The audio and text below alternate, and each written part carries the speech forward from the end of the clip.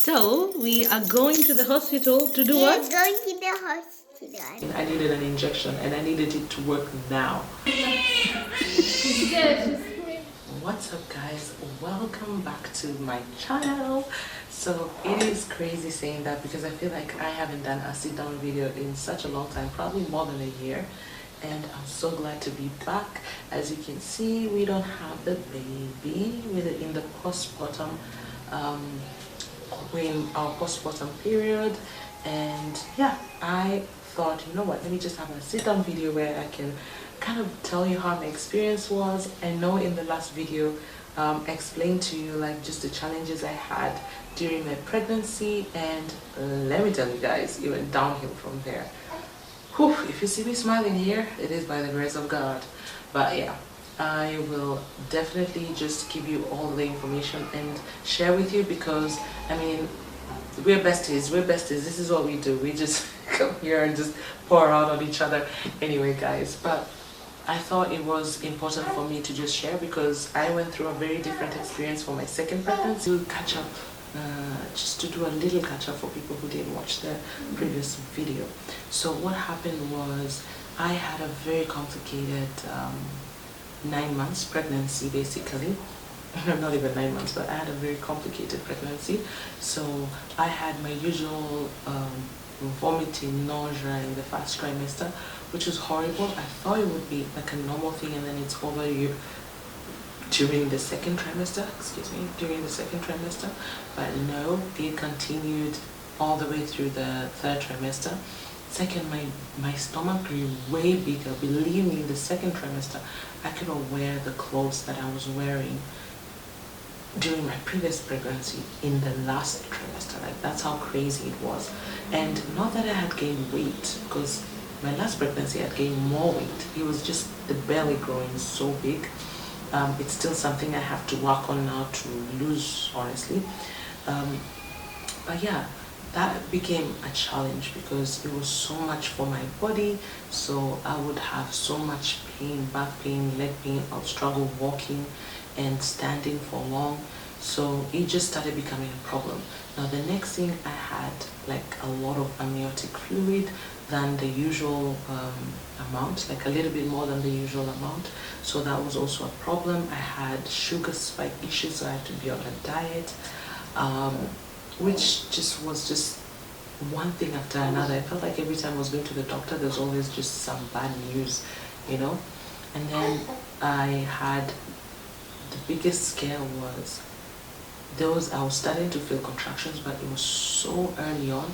I think it was maybe like my 20th week or something. I was feeling contractions, and that's when the doctor told me to come in. We checked, and my uterus had a tear, so the baby was actually coming, you know.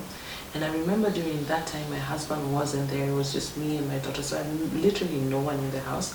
If I gave birth, I would have been alone. If all of that was happening, it was just scary. He wasn't in the country, so yeah, it was just a scary moment. But I went and saw the doctor. We saw the tear. She gave me medication that helps to kind of reduce that tear so that the baby doesn't come out, and I was put on bed rest. So this was to ensure, because of gravity, the more you stand, the more you walk, the baby does tend to keep going down. So I had to be on bed rest, which was just a nightmare, because I just love to be active and to do stuff, even just around the house, being able to go cook, wash, like, because I have a toddler, wash my toddler, play with her. I couldn't do all these things, so I had to just lie down most of the time, which is just so depressing, really.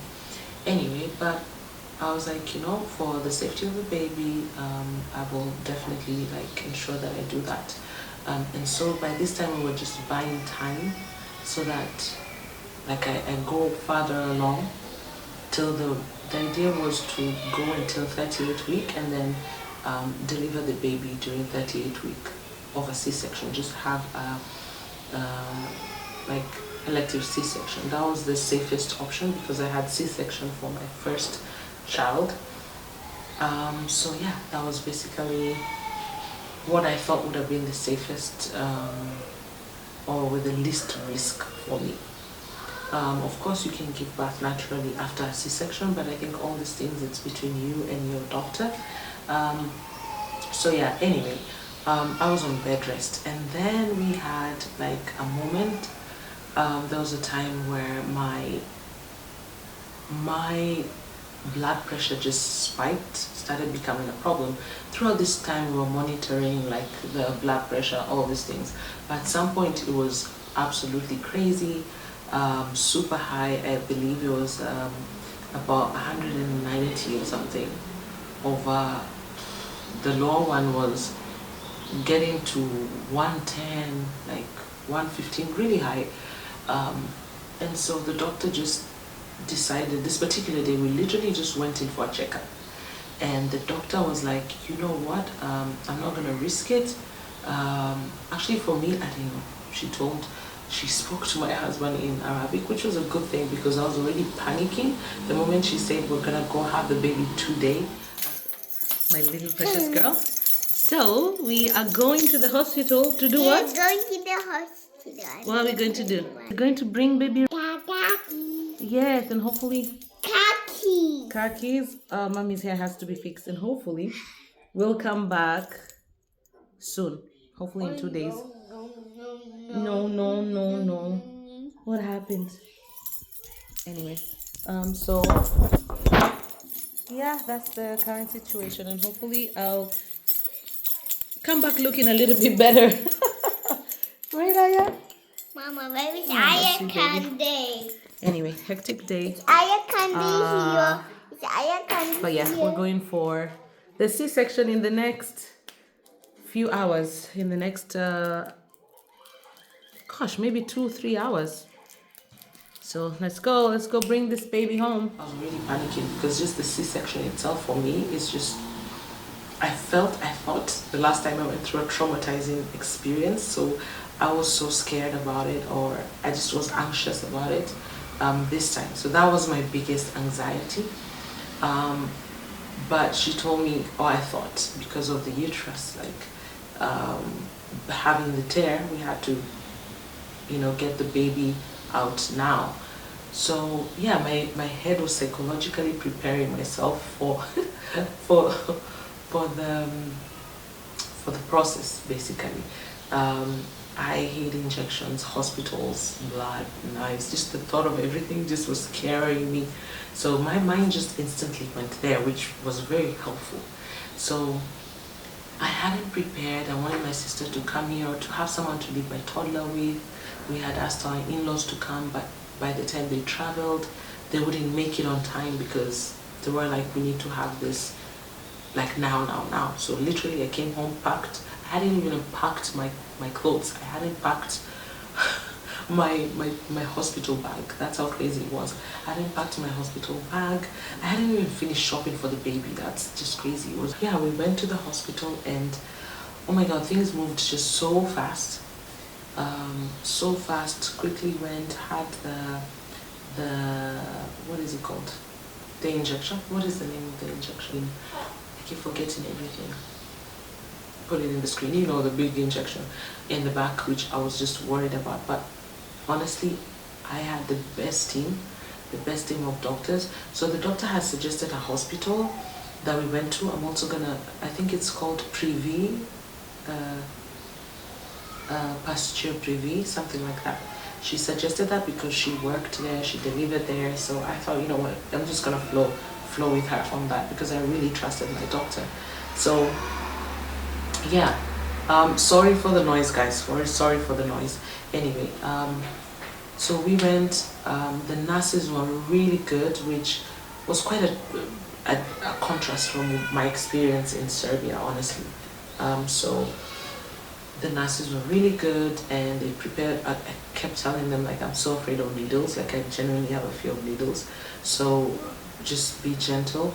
The first one was like a little bit, I think she didn't, maybe she wasn't part of the team that was supposed to do this.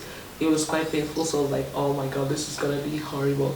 But after I got the team that was to work with me, and they literally like, I remember they came and they were like, they saw the injection, they were like, no, I don't think it was put correctly, so they were to do it again. And I was almost crying, just thinking like, oh my god, I have to go through this again. Anyway, so they put they put the injection there. I really knew. So the thing is, this is the language issue, yeah. So I completely do not speak Darija or Arabic. I don't speak French, and that's all they spoke. So I literally was. It was hilarious, just me trying to say like. I was trying to tell them like just little words to say I'm a wuss. So I would say I'm a however. So I was like Anna however, so that they know like I'm afraid. I am afraid. I am a crybaby. So please just treat me like a baby, like a crybaby.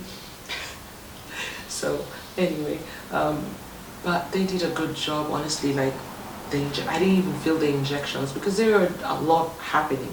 Anesthesiologist just literally just walked me through. She taught me how to like hunch my back and just relax. And she told me if you do that, if you just keep your back so hunched and you like just relax, you're not gonna feel anything. And truly, I didn't feel anything. The only thing I felt was the pressure of it going. I think once it's like far in your back. Anyway, so that was put and everything was ready, and I was just paranoid because the last time I could feel I felt like it was like a 3D experience. Is it 3D experience? If there's 4D, 5D, whatever. Like it just felt so intense. I could feel them just kind of taking out the organs, pulling and tearing. Like I could feel all that. So I was just so nervous for this experience. Mind you, my husband has my toddler, and we have no one to leave the toddler with. So we had to, and I needed my husband in that room. I was like, I need to understand what's going on. And I just looking at him or having him there would kind of give me my peace of mind. And one of the reasons why I chose that hospital is it's one of the few hospitals that actually allow your husband to be in the room, the operating room. So that was very important for me. Anyway, so we left, the nurses were kind enough, we left my toddler with the nurses. They took care of her, played with her and all that. Well, my husband joined me. And I kept telling him, just speak to me, just distract me, because I really just don't want to feel the, when they're trying to open up your stomach and all that, because you feel everything. But I feel like it wasn't as intense as last time, maybe because I was prepared for it. The last time it was an emergency C-section, I hadn't even thought about it. I thought I had labored and then gone into a C-section. So I wasn't even mentally prepared for it. I think this, because I was so afraid, it really wasn't that crazy, and I felt like I got to experience it a little bit more than the last time, to be honest. The last time I was literally screaming on that table, which is just ridiculous. But yeah, so my husband took a video of that. I'm not Listen to her.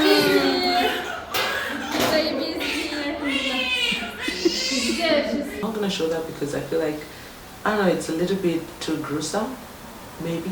Like, I don't know how he was able to just sit there and just look at my stomach wide open with the baby coming out. But it's just insane when you see the baby and it's like just that process, because I got to see it this time.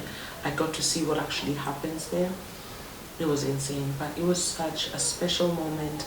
They made it special enough. Like, they would take pictures, they'll be like, oh, let's take a video of before, let's take a video of after. They kind of made me feel very comfortable during that experience. So in general, it was overall a really, really nice experience, I would say, compared to my first time.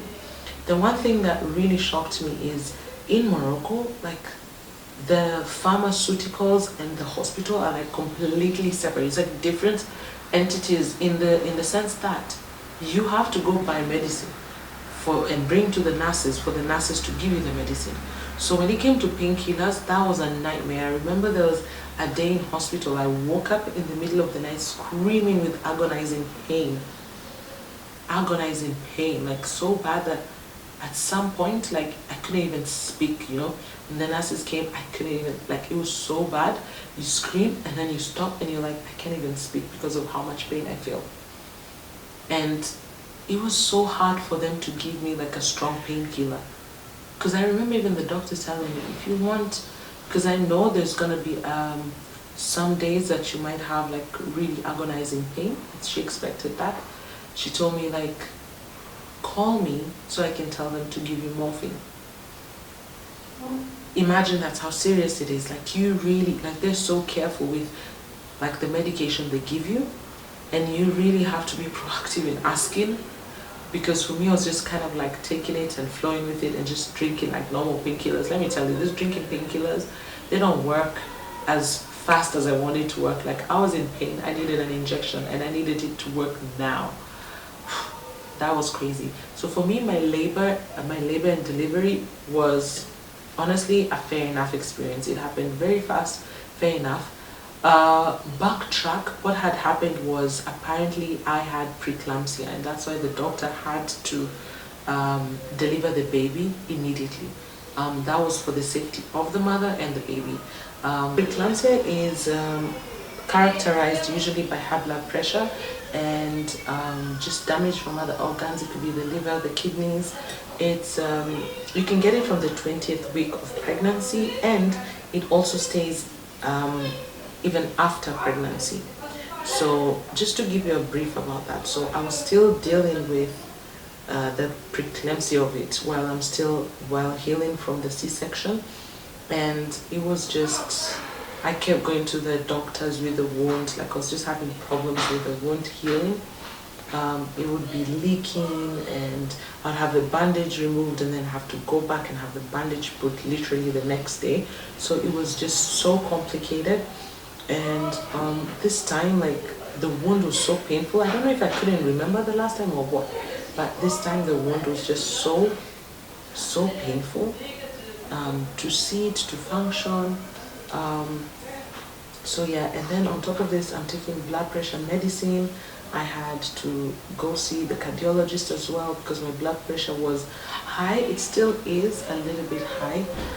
So yeah, like, I feel like it was such a challenging process. My thing, what I would advise is just take it easy during your pregnancy as much as you can. Make sure you have zero pressure. Make sure you treat yourself literally like an egg if possible. Have people around you who can help you. Believe me, just taking care of yourself, your mental state, making sure you stay away from stress, making sure that you're easy on yourself and on your body. It's very important because you just never know. And staying positive in general. I feel like that is always at the peak of everything, is always staying positive. So anyway, we had our baby premature, a little bit premature. She had to be put on oxygen just a little bit. She didn't have to go on an incubator, thank God, because of her kg. She was 3 kgs, so she was okay.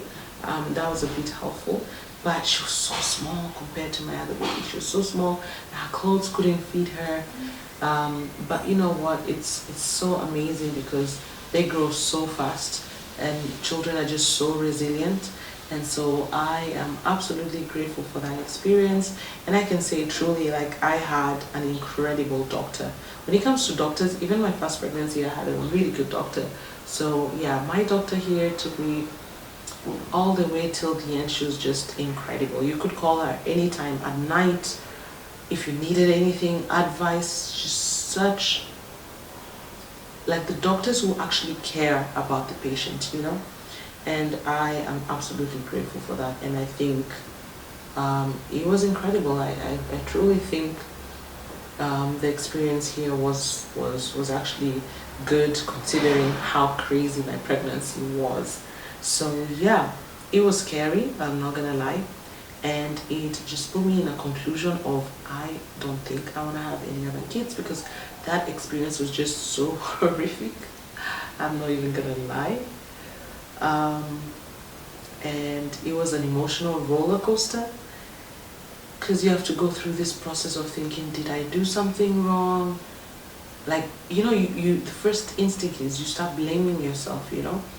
And on top of that, because in the first pregnancy, for some time I got postpartum depression, and this time I was very intentional on not getting there. I am very intentional of ensuring that I stay in a positive headspace and ensuring that, especially with the fear of preeclampsia, like, just taking it easy as much as possible. accepting help, because I do struggle with accepting help and asking for help. So right this time round, I am accepting for help, taking it easy and understanding that I can't do everything, I can't function the way I used to function, and being okay with that. So basically that's it. That's my labor and delivery with my Moroccan baby. Now I feel like the first one was a Serbian baby, now it's a Moroccan baby, and chapter closed, we're done. And yeah, so hopefully this is going to be helpful for anyone who is an expert, probably in Morocco, or anyone who is just going through pregnancy. Just try and take it easy, and I am wishing you all the best, and just stay positive, and everything is most definitely gonna work out. And yeah, I'm just gonna leave this video here, and I will see you in the next vlog, in the next video. The next video is gonna be interesting because, like I told you guys, you know, so much has been happening. I feel like so much has been happening, from pregnancy to moving and buying the property and renovating the property, and then now soon we're gonna be moving and preparing to move for moving before we even fully unpacked, and just, you know, in the process of just having a new child and my toddler is also gonna be starting school soon in a different place. So guys, there's gonna be so much happening, and I want to take you along with me. That's why I came back to vlogging, because I really feel like the next chapter or whatever is coming is gonna be special, and I definitely want to take you along with me during this journey, because you've been there with me from the beginning. So I love you all, guys. Make sure to like this video, make sure to subscribe, guys. It is free. Support your girl by subscribing and liking this video, and then stay tuned for the next one. Stay tuned for the next video as well. Make sure to leave a comment down below if you have a question or a comment. Please make sure to leave it down below. Don't feel free feel free to do that. Yeah, and I will see you in the next video.